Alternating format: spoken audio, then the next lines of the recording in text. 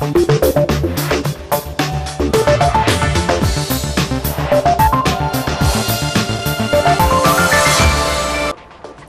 halal cosmetics. Could this be the next big thing in Islamic retail? We meet one woman who's putting her money where her mouth is. Jeremy Howell reporting from the oldest kibbutz in Israel. Now, we've all heard of halal food, but what about halal cosmetics? And is it the next big thing in Islamic retail?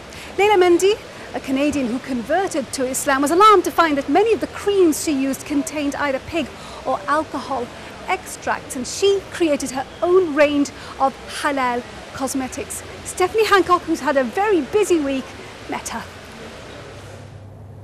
It's the start of the day for cosmetics queen Leila Mendy, and with appearance all important in her trade, getting her look right is key. Leila used to work as a makeup artist in the US and her native Canada, but it was only when she converted to Islam 3 years ago that she started wondering what was actually in the products she used every day.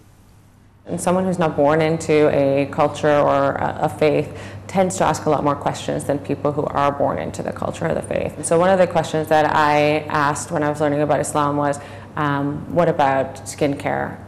Can you use products that have pork in them or pork derivatives? And the answer was absolutely not. I would read the back of each bottle and find out which ones had these ingredients in it and which ones did not. To my surprise, most did.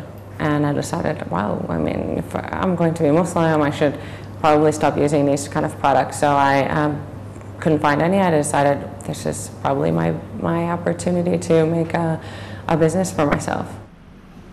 Leila soon set about creating her own halal skincare products, which contain neither pork derivatives nor alcohol. She now sells them in this gift shop in Dubai and also has a contract with Saudi Airlines. But it took 2 long years working with dermatologists to find a formula she was happy with.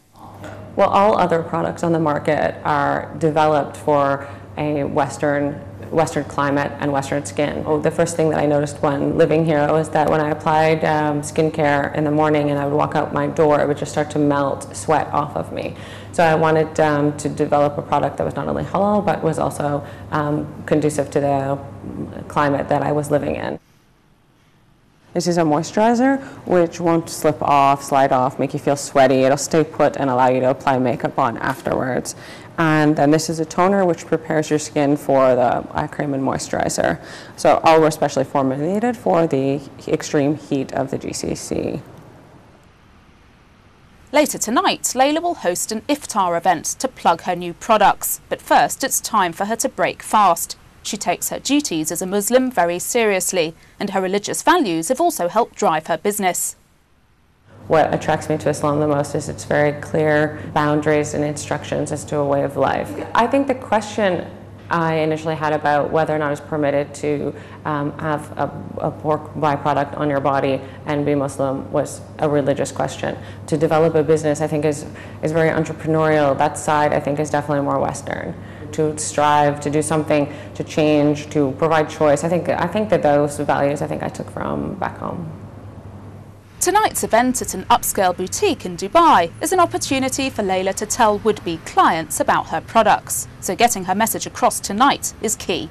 Ironically, the Gulf region is the least informed about a halal brand. Muslims in England, Muslims in France, Muslims in Denmark, they're asking more questions about halal skincare than the GCC region. The reason why I came to Dubai was to understand my potential client better, so it made sense for me to come and be here.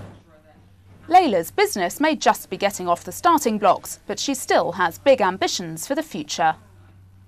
Initially, I just wanted to develop a product line, and now I would like for it to become profitable for myself. Next is going to be a complete line. Right now I have 4 products. I'll expand that to about 11. And then, of course, I want to have hair care, body care, and cosmetics. I'm working on all of these at the moment. I want them to be very competitive on the market. I want them to look cool, feel cool. I want them to be better than any products on the market. And it's a one-man show right now, being me, so it just takes a little bit of time.